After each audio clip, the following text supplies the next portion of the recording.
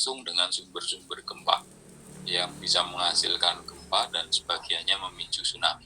Maka kemudian kita untuk kesiapsiagaan tentunya pada konteks evakuasi dan strategi mitigasi untuk keselamatan kita. Kalau kita belajar dari kejadian tsunami 2004 khususnya dan tsunami lainnya pernah melanda di Indonesia beberapa waktu terakhir, kita bisa melihat seperti ini. Ini adalah para penyintas tsunami yang saya dokumentasikan. Nanti mudah-mudahan panitia bisa membagikan buku yang sudah saya share supaya kawan-kawan juga bisa membaca. Ada 2 buku, satu berbahasa Inggris, satu berbahasa Indonesia. Juga lagu tadi supaya bisa mudah-mudahan bisa dijadikan bekal untuk anak-anak kita, gitu ya. Jadi misalnya ini semua adalah penyintas yang selamat. Nah, strategi evakuasi berdasarkan pengalaman mereka itu adalah ada beberapa ini. Yang pertama ada tahun 2004 korban itu hanya 7. Dan sebenarnya dari 7 korban ini 2 diantaranya sebenarnya sudah selamat.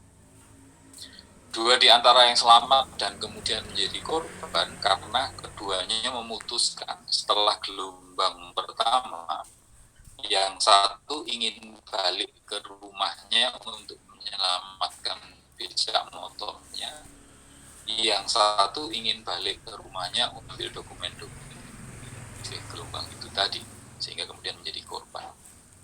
Jadi pada konteks tsunami, abaikan harta. Jadi ketika kita menyelamatkan diri, jangan pikirkan harta. Nyawa kita yang pertama yang harus kita selamatkan. Kemudian yang kedua, berlari. Jadi kita diharapkan tidak menggunakan kendaraan, apakah itu motor atau mobil, kita menggunakan kaki kita, berlari atau berjalan. Karena apa? Pada kasus gempa Padang 2009, pada kasus gempa Padang dan Aceh juga pada tahun 2012, karena banyak masyarakat yang menggunakan kendaraan, akhirnya terjadi kemacetan, di mana kemacetan itu masih masuk daerah merah. Kalau sebenarnya terjadi, maka semua orang yang berada di situ kemungkinan besar akan menjadi korban. Dan dalam kondisi panik, malah terjadi kecelakaan yang merenggut korban. Bukan korban tsunami, tapi korban kecelakaan karena ketabrak mobil atau motor dan sebagainya. Kemudian yang ketiga itu adalah awas sungai dan jembatan. Karena sungai dan jembatan, sungai itu adalah menjadi jalan tol bagi tsunami.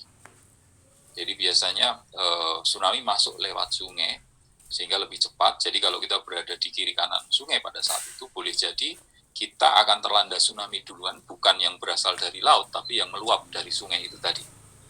Jadi kalau kita sedang mengevakuasikan diri dan kebetulan kita tahu melewati jembatan, perhatikan benar.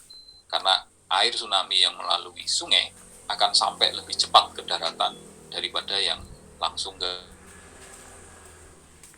daratan. Dan banyak korban karena dia tidak memperhatikan sungai dan jembatan. Kalau kita berkaca pada kasus Jepang 2011 misalnya, ada sebuah sekolah yang jaraknya sekitar 4,5 kilo dari garis pantai, dan mereka merasa aman karena selama ini memang tidak pernah terjadi, mereka cukup jauh, mereka tidak sadar bahwa sekolahnya berada di dekat sungai. Sehingga tsunami 2011 tiba-tiba kemudian gelombang tsunami yang masuk melalui sungai melanda sekolah itu, dan hampir lebih dari setengah dari murid-murid dan sivitas sekolah itu kemudian menjadi korban. Padahal di belakang sekolah itu sebenarnya ada bukit.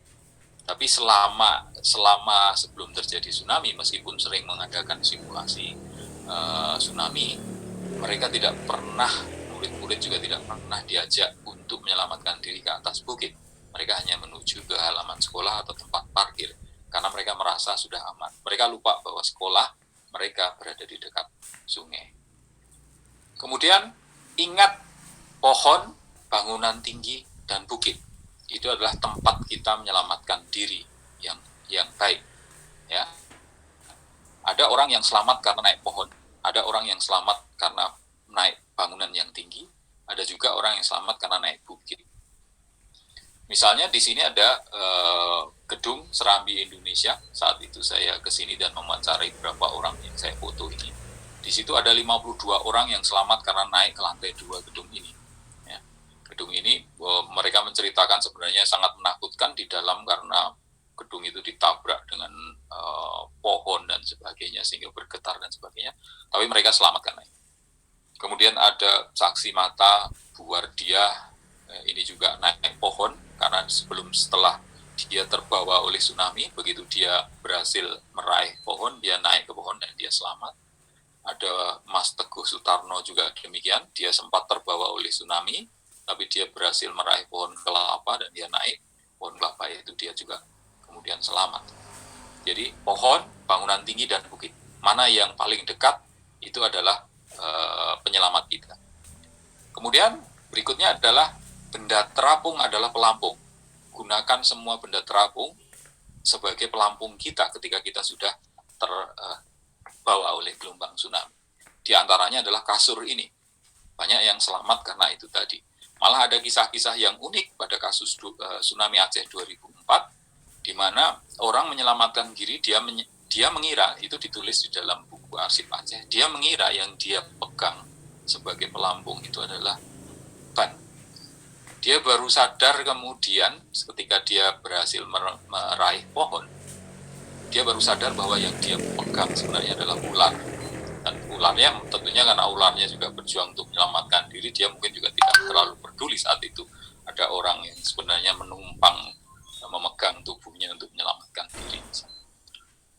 Kemudian ada saksi mata juga yang saya wawancara, 2 orang setidaknya, ada Bang Emirsa dan Mas Budiono. Bang Emirsa di Aceh, Mas Budiono di Pangandaran. Keduanya sedang berada di tengah laut saat itu, satu sedang memancing, dan kemudian mereka sadar ada gelombang datang, dan mereka mengambil keputusan yang baik, melajukan perahunya ke tengah laut, sehingga mereka selamat. 2 orang sebenarnya saat itu dengan perahu yang berbeda. Kawannya mengambil keputusan lari ke arah darat. Dan sayangnya kemudian kawannya tadi tidak selamat karena terguling. Jadi ketika kita berada di laut, ya 10 menit lagi. Baik. Jadi ketika kita berada di laut, kita menyelamatkan diri dengan melaju ke arah laut. Semakin dalam laut, maka gelombangnya akan semakin kecil. Kemudian ada saksi mata yang kemudian juga melaporkan bahwa dalam kasus tsunami selalu ada lebih dari 1 gelombang. Jadi jangan merasa ketika gelombang pertama sudah selesai, sudah aman. Selalu ada lebih dari 1 gelombang. Beberapa kasus malah lebih dari 5 gelombang. Nah, ini harus kita perhatikan. Nah, kemudian kita juga belajar dari sini bahwa banyak lokasi, kalau kita lihat di sini pohon-pohon, meskipun pohon kelapa gitu ya, kemudian ada rumah-rumah, seolah-olah memberi kesan bahwa pohon ini memberi perlindungan kepada bangunan-bangunan ini tadi gitu. Sehingga ini yang kemudian menjadi topik di dalam penelitian juga tentang fungsi dari hutan pantai, fungsi dari mangrove dan sebagainya sebagai pelindung. Pelindung di situ dalam artian adalah ketika ada pohon, khususnya mangrove ya, maka kemudian laju dari gelombang tsunami itu akan melambat. Pada kasus Pangandaran sebenarnya banyak sekali menara air ya di sana yang tidak roboh sama sekali. Tapi sayangnya menara air itu tidak ada tangga ya, hanya sedikit yang ada. Kita bisa lihat ini di atas menara air beberapa masih ada torennya gitu yang tidak terbawa oleh gelombang tsunami. Jadi kalau kita berdiri di sini, gelombang itu ada di bawah kita sebenarnya. Tapi sayangnya tidak ada tangga dan mungkin pada saat itu orang juga tidak tahu bahwa naik ke sini justru bisa selamat. Kemudian ini adalah pelajaran yang bisa kita ambil dari Mentawai ya. Ini Dusun Malakopak namanya. Setelah gempa Bengkulu tahun 2007, satu dusun ini bersepakat untuk memindahkan desanya ke belakang dataran pantai. Jadi tingginya hanya 40 meter dan masih kelihatan dari dataran pantai, masih dekat. Ketika tsunami 2010 terjadi, melanda di Pakis Selatan, ini juga di Pakis Selatan, maka seluruh warga di Dusun Malakopak selamat, tidak menjadi korban karena tsunami tidak mencapai dusun mereka. Ini juga menjadi pelajaran yang menarik.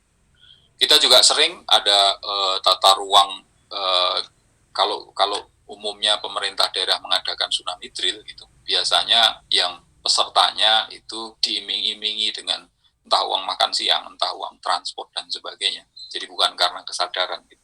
Dan akhirnya kita juga merasakan sampai saat ini sangat sulit untuk mengajak masyarakat secara sadar itu melakukan tsunami drill, simulasi tsunami. Padahal itu adalah kebutuhan mereka juga. Makanya kemudian kita harus membuat sebuah strategi alternatif. Misalnya adalah lomba lari yang ditumpangi untuk simulasi atau tsunami drill. Jadi caranya adalah rute larinya dibuat dari pantai menuju shelter atau menuju bukit keselamatan melalui rute evakuasi. Dan itu pada konteks yang lain bisa kita tiru di sekolah, misalnya ada pada mata ajar olahraga misalnya, kita bisa mengajak siswa untuk berlari mengikuti jalur itu tadi, jalur penyelamatan, atau pramuka ketika mencari jejak dan sebagainya, sehingga masyarakat atau orang-orang tidak sadar bahwa mereka sedang diri tanpa kemudian mengeluarkan biaya yang banyak karena harus membayar uang makan siang atau uang transport tadi. Pada kasus tsunami Aceh 2004 juga banyak penyintas yang selamat dengan naik ke atas masjid ya, atau menyelamatkan diri ke masjid. Maka kemudian kita juga menghadapi semua tes tempat evakuasi sementara bangun seperti ini, gunakan bangunan ini. Padahal kemudian kalau kita menyadari apa yang terjadi di Aceh tadi, maka boleh jadi kalau ini difungsikan sebagai salah satunya, mungkin entah satu atau dua lantai sebagai masjid, barangkali masyarakat akan terbiasa untuk datang ke situ, sehingga pada saat di Jepang ada sebuah shelter, ini bukan masjid yang gambar sebelah kanan, ini benar-benar sebuah shelter yang di atasnya diberi kubah. Jadi ini ada 4 lantai, lantai bawah adalah fasilitas umum, toilet, lantai 2 adalah balai desa, gitu ya. Lantai 3-nya dan lantai 4 adalah museum, karena daerah ini pernah terlanda tsunami sebelumnya, dan lantai 4 terbuka. Masjid, maka boleh jadi masjid itu akan memiliki fungsi ganda, gitu ya. Itu juga akan menjadi hal yang baik. Atau kawan-kawan kita bisa kemudian berstrategi, kita di setiap tempat, di setiap kota selalu memiliki tiang listrik atau tiang telepon misalnya, dan selama ini lebih sering digunakan untuk iklan sedot WC gitu ya, atau badut misalnya, contohnya ditulisi karena daerah ini pernah terlanda tsunami, Kokoa tsunami go metrudes, di sini tsunami 5 meter ya. Kita bisa membuat ini berdasarkan kejadian, dan kita juga bisa membuat ini berdasarkan pemodelan. Kita modelkan di suatu daerah berapa tinggi tsunami berdasarkan model itu, dan kemudian tiang-tiang kita tandai berdasarkan itu. Dengan warna, misalnya, kalau tiang itu berwarna kuning pada setinggi mata orang dewasa, itu masih berada di daerah kuning, zona bahaya. Merah, dia masih berada di zona merah. Hijau, dia berada di zona hijau. Dan kalau cat yang kita gunakan adalah cat yang fluorescence, maka malam pun itu akan tetap kelihatan. Sehingga kemudian biayanya murah, karena kita cuma mengecat barangkali setebal 10 cm atau 15 cm. Dan itu kita bisa barangkali juga bisa dapatkan sponsor dari cat anak-anak sekolah, anak-anak kita, pramuka, atau kegiatan yang lain menandai itu. Karena kalau kita harus memasang benar-benar rambu evakuasi, pasti biayanya sangat mahal, karena per satu rambunya yang saya tahu seperti pernah dilakukan Cilacap, satu rambu 800.000. Kalau kita lakukan ini, mungkin kita hanya keluar 20.000 kurang untuk satu dua. Waktunya terbatas, sebenarnya kita juga bisa mengajarkan anak-anak tentang sains tsunami, tentang misalnya fungsi pohon, bagaimana pohon bisa kemudian melambatkan kecepatan tsunami sehingga kemudian melindungi bangunan yang ada di belakangnya. Dalam eksperimen kita membuat hipotesis bahwa kepadatan di bawah kanopi, misalnya di mangrove, akibat banyak akar-akar lah yang kemudian mampu secara efektif kita mengeksperimenkan itu, kemudian hasil tannya, kerapatan tumbuhan dan sebagainya bisa kita aplikasikan secara langsung di sekolah. Dan ini secara sederhana juga bisa diperagakan atau kita membuat peraga untuk anak-anak kita di sekolah kita. Kita risiko itu selalu fungsi dari adanya ancaman yang ketemu dengan kerentanan dan keterpaparan. Jadi suatu wilayah yang di situ ada ancaman, tapi tidak ada yang terpapar, meskipun banyak yang rentan tidak terpapar, maka tidak akan ada risiko di situ. Tapi kalau ada ancaman, di situ ada yang terpapar, dan yang di antara yang terpapar adalah rentan, maka di situ pasti ada risiko. Dan besarnya risiko selalu berbanding lurus dengan besarnya kerentanan dan keterpaparan itu, dan berbanding terbalik dengan kapasitas, kemampuan orang untuk melakukan persiapan dalam mengurangi risiko itu tadi sebelum terjadinya bencana. Ini juga yang biasa kita pelajari bahwa tsunami itu ada macam-macam, ada dari gunung api, ada dari longsoran, ada dari meteor yang jatuh, ada dari gempa akibat pertemuan lempeng atau sering disebut zona subduksi kan sesar, tidak di tempat pertemuan itu, tapi tetap di bawah samudra sehingga tetap bisa memicu tsunami. Dan di tengah samudra sana, tsunami, ketinggian dari gelombang tsunami itu masih sangat rendah, kadang-kadang hanya kurang dari 50 cm, tapi semakin ke arah darat dengan mendangkalnya laut, maka kemudian terjadi penumpukan massa air sehingga kemudian ketinggian makin tinggi, sangat tinggi. Pada kasus 2004 misalnya ketinggian maksimum, jadi run up-nya mencapai 32 meter, pada kasus Jepang mencapai 33 meter. Kemarin sempat ribut selatan Jawa karena dimodalkan ada ketinggian 20 meter. Nah ini yang nanti harus kita perhatikan, karena yang dimaksud ketinggian 20 meter itu sebenarnya energinya berkurang, dia akan merendah. Jadi 20 meter itu adalah titik di pantai itu tadi. Ada istilah, makanya kemudian digambarkan seperti ini. Nah, tsunami selalu adalah rangkaian gelombang, lebih dari satu gelombang. Dan ini kalau kita bikin komposisi